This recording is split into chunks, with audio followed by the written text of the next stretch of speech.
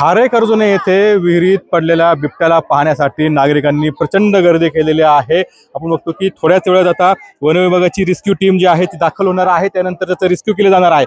मात्र कुठेतरी गावामध्ये हा बिबट्या दुसरा बिबट्या आहे। सकाळी एक बिबट्या पकडण्यात आला होता, तर हा दुसरा बिबट्या आहे।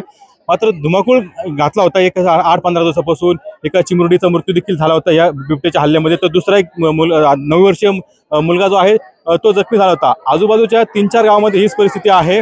महिला या ठिकाणी आक्रमक झालेल्या आहेत, त्यांच्याशी आपण बातचीत करणार आहोत। तर काय सांगा, आता बिबट्या जो आहे तो विहिरीत पडलेला आहे, त्याला मारून टाका, आमची एवढीच इच्छा आहे। आमच्या लेकरा बाळांची शाळा बंद झालेली, त्याला मारून टाका, ते बिबट्या नेऊच नका, आमचं एवढंच म्हणणं आहे। पिंजऱ्या धरलेला आहे तर आम्ही पिंजऱ्यात जाऊ देणार नाही बिबट्या मारल्याशिवाय। नाही तर आम्ही इथं फाशी घेणार, सगळेजण फाशी घेणार, जेवढे उभं राहिले तेवढे। नाही बिबट्या मारला तर आमचे लेकरं 8 दिवस झाले धासरा धरलाय, शाळा नाही, जेवत नाहीत, आम्ही नेऊनच देणार नाही। तुम्ही आता पिंजऱ्यावरती बसलेला आहात। जशी आमची छोटी मुलगी मारली तशी दुसरी मारू नाही, त्यासाठी विहिरीतच जो बिबट्या आहे त्याला इथंच मारायचं, नाहीतर आम्ही पिंजरा हलवून देणार नाही, नाहीतर आम्हाला गोळ्या घाला।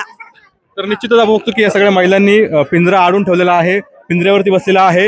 या बिबट्याला ठार मारा, नाहीतर आम्ही हा बिबट्या इथून हलू देणार नाही, अशी भूमिका जी आहे ती या महिलांनी घेतलेली आहे।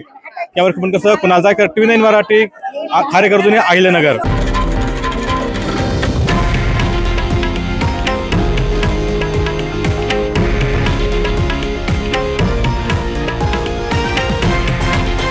हे आहे देशातील नंबर 1 न्यूज नेटवर्क आणि आपण पाहत आहात TV9 मराठी, एकमेव।